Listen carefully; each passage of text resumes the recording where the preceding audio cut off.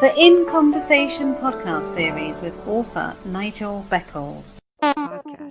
Welcome to the podcast. Please like the podcast and subscribe to this channel. Thank you. Have you experienced several failed relationships or been through a divorce? How can you avoid making the same mistakes again? How to avoid making the big relationship mistakes is out now. Hi, my name is Nigel Beckles. My new book is packed with practical and common sense strategies that you can use to make better relationship choices. Now you can discover the dangerous myths about love. If your relationship expectations are realistic, why you could be falling in love for all the wrong reasons. How to avoid making the big relationship mistakes. It's a book that could change your life. Available from amazon.co.uk. Kindle version also available. Please join us for the very first Indie Pods United Convention. This online event is for both new and veteran podcasters, where we will listen and learn from each other. The online Indie Pods United Convention begins on the 29th November through until the 3rd of December 2020, featuring amazing shows and information to learn more about the great world of podcasting. For more information and to register for this unmissable event, please visit the website now. IndiePodsUnited.com. Indie Pods United Convention. Together we listen. This is your city. This is your city wants to know. We want to know the background, the heartbeat of what makes up our beautiful cities. We dig into the backstories, from the struggles to the successes of our local entrepreneurs, small business owners, artists, not-for-profit organizations, and the many, many people who make up the intricate tapestry of our communities. Real people, real stories, by you and for you.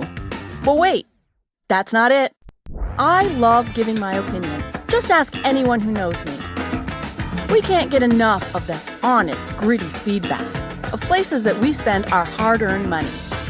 I'll give you the good, the bad, and the ugly of the places I eat, sleep, and visit. Disclaimer, my opinion only. All right, so come on, let's get to it.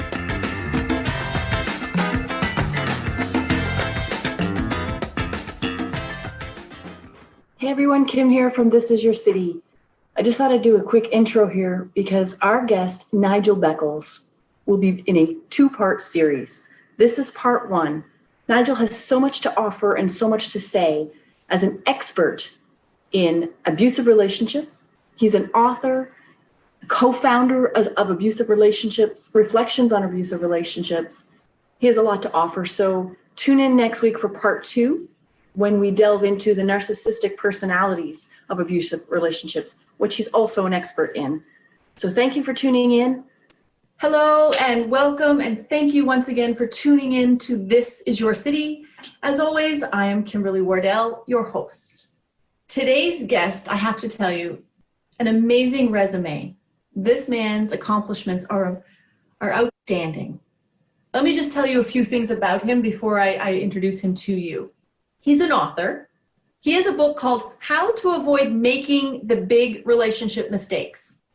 And being published this year, he has another book coming out called How to Avoid Abusive Relationships, a guide to toxic personalities.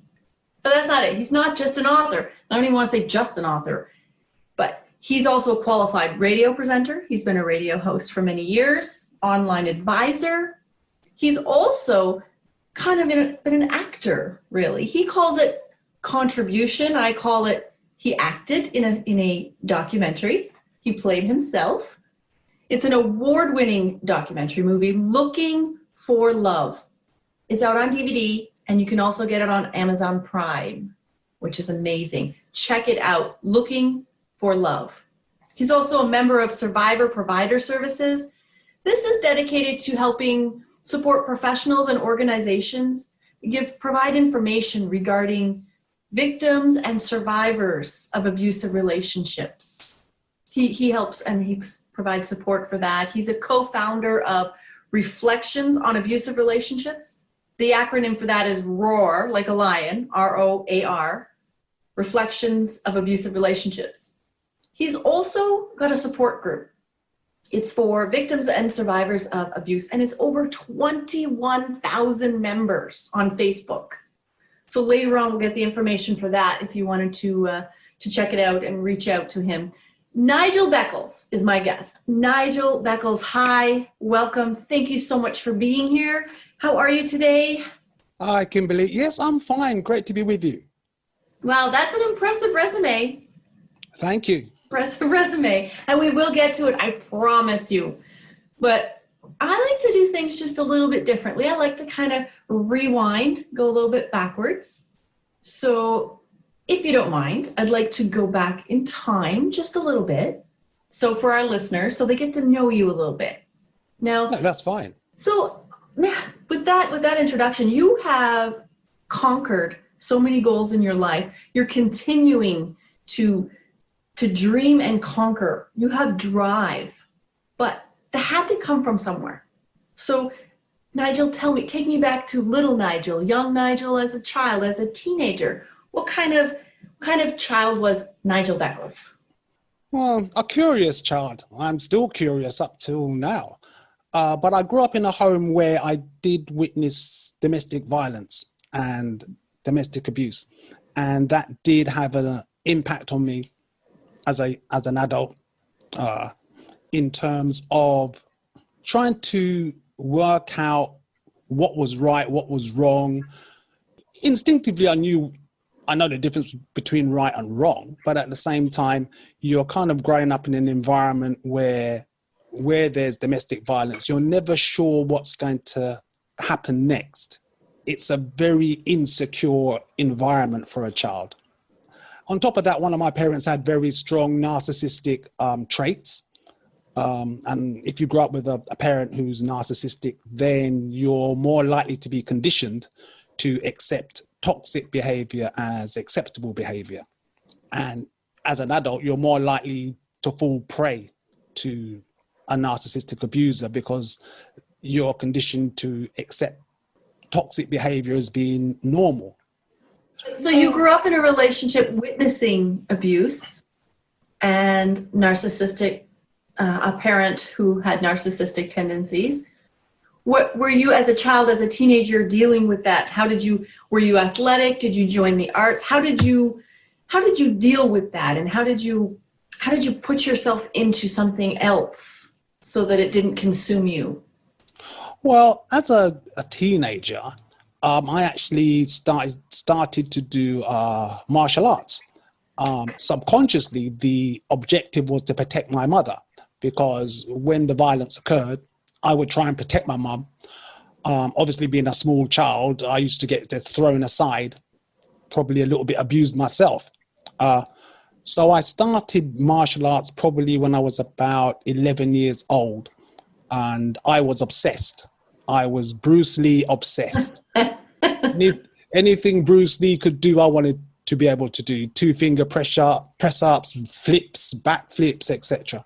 So that kind of consumed quite a lot of my life, actually, when I think back now, because I would train every day. I was going to maybe 3 or 4 martial art classes per week.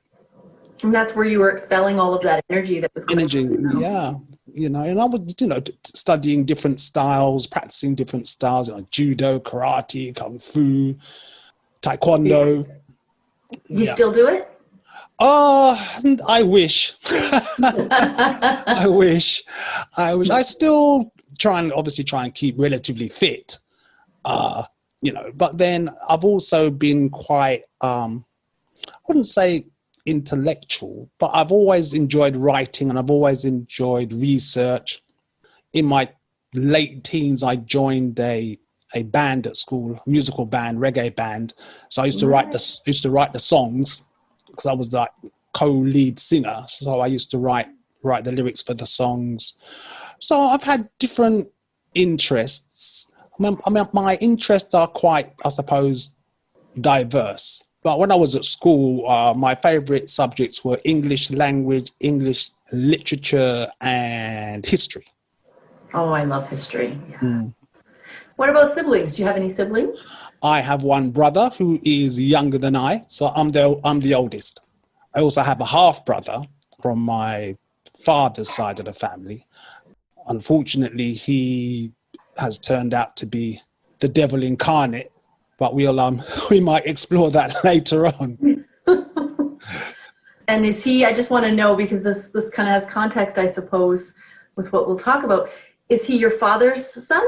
Correct. Because your father was the abuser in your home. Well, that's a difficult one to call, really, because from my perspective as a child, yes, but then there is something called emotional baiting. I could walk into a situation where there was a massive argument or physical fight going on, but I wasn't privy to know what had happened prior. That's amazing that you can have that mindset.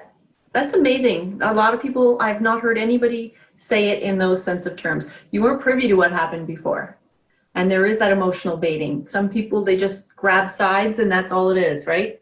And somebody's at fault. So that you would say that really helps us open up to a different viewpoint. At the end of the day, with time and age and research comes a little bit of wisdom. And, really, I mean, sometimes, yes, domestic violence, domestic abuse is a black and white issue in terms of, well, one person's the abuser, the other person is the victim. Even though I know a lot of people don't like the word victim, but that's, if someone's abusing you, or then, you're being abused effectively. Right. So as you kind of do more research and get more understanding, then you kind of understand it from maybe a different point of view. Not everything in life is black and white. It would be very easy in life if everything was binary, but life isn't like that.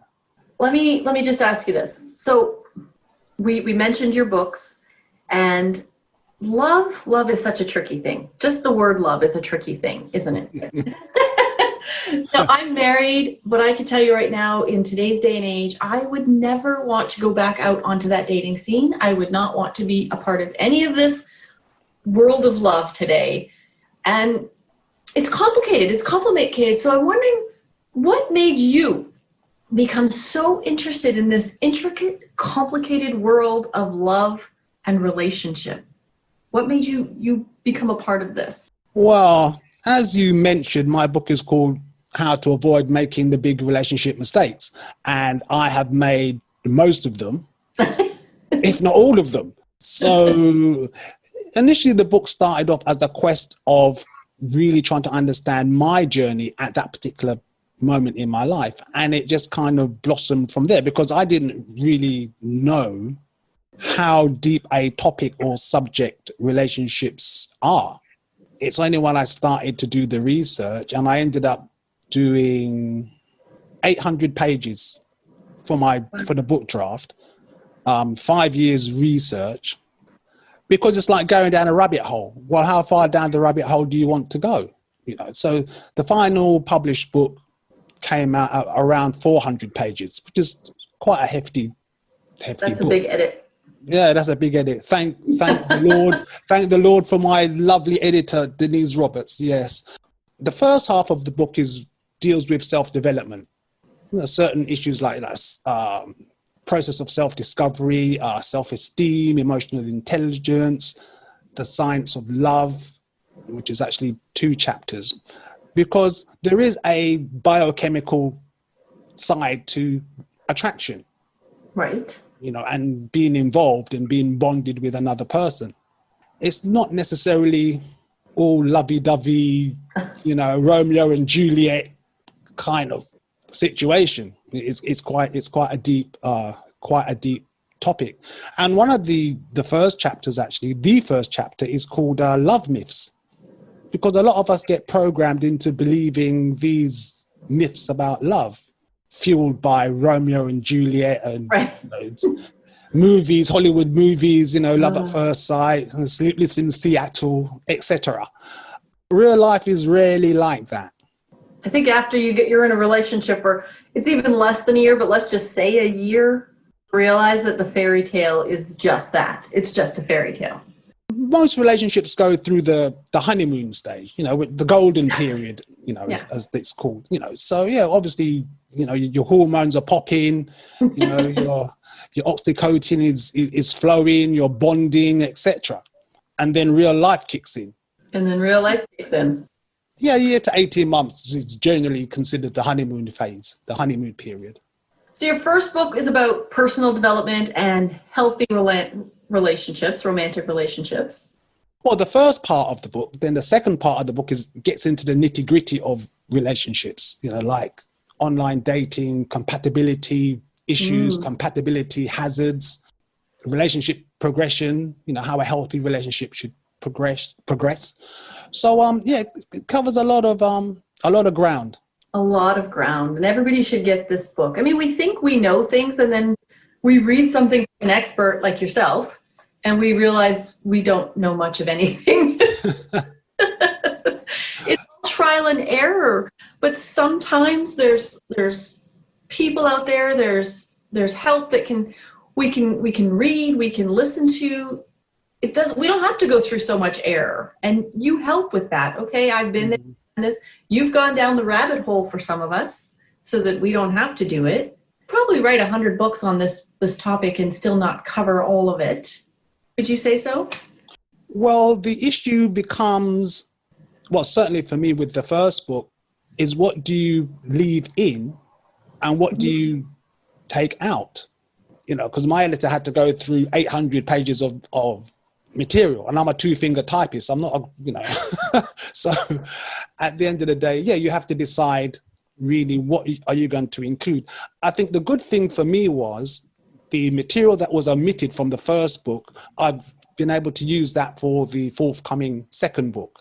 Your book coming out this year is about abusive relationships. Quite the opposite of the spectrum of the healthy development, healthy romantic relationships. It's quite the opposite.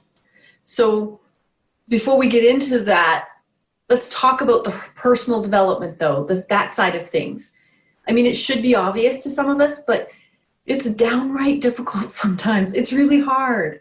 So how do we create those personal boundaries for ourselves? You write about personal boundaries in your book.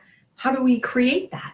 Well, the first thing is to have a look at yourself, which is something a lot of people are reluctant or resistant to do.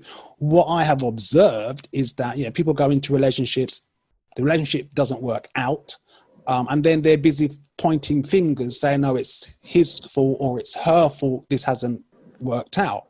But you have to kind of have enough self-awareness to actually look at yourself and say, well, how did I contribute to that? How did I negatively impact on that particular relationship? What did I do wrong? What baggage did I walk into that relationship with? Because what you'll tend to find is if someone's got quite a lot of emotional baggage, that baggage will eventually come out in the relationship in the form of conflicts. So you will notice that certain people have relationship patterns. So their partners change, but the outcome doesn't, because the outcome is usually a relationship failure. And then they go looking for love somewhere else, and the same thing happens again. So it's just a pattern of behavior. So until that pattern is broken in terms of the individual, they're just going to carry on this carousel, on this merry-go-round, forever pointing the finger at the other person. That's right. I say looking at your ugly. You have to look in the mirror and look at your own ugly, which he likes to do. It's painful sometimes. In order to advance and become a healthier person so that you find healthier relationships, it's like a must do. You have to look in the mirror and accept that you have ugly yourself. Well, it's not necessarily always ugly. It may just be you have certain personality traits or certain personality tendencies that can make you probably vulnerable to becoming involved in a relationship that is not healthy. Yeah. So, for example, if you grow up in a home and you are the caregiver as a child, so say your parent has got a drink problem, a drug problem, a mental health problem, that child can end up being the caretaker. So the roles are reversed effectively. But then when they become adults, they have still got that mindset, which leads to codependency. So then they get into a relationship where they're always giving and caretaking their partner. Now, if their partner has got abusive tendencies, well, that's going to suit the abuser perfectly, because abusers are all about power and control and taking, and someone who's got codependent tendencies are givers, just like someone who's like got strong empathic traits. You know, they're givers, but they're givers for a different reason, as it were. I often hear codependents and empaths compared, and there's no comparison in the sense that the motivation is different. I would say a codependent can be created as a child, but also a codependent can be created in an abusive relationship as well. Mm-hmm. Because I've seen, and it's happened to myself, where a person can be quite confident, have high self-esteem going into a relationship, but if they go into a relationship with an abuser, the first task of an abuser, the first objective is power and control. And the easiest way to control somebody is to lower their self-confidence, lower their self-esteem, and isolate them. That's one of the strategies of an abuser. They like to isolate their partner because that makes them easier to control because they haven't got the support network there.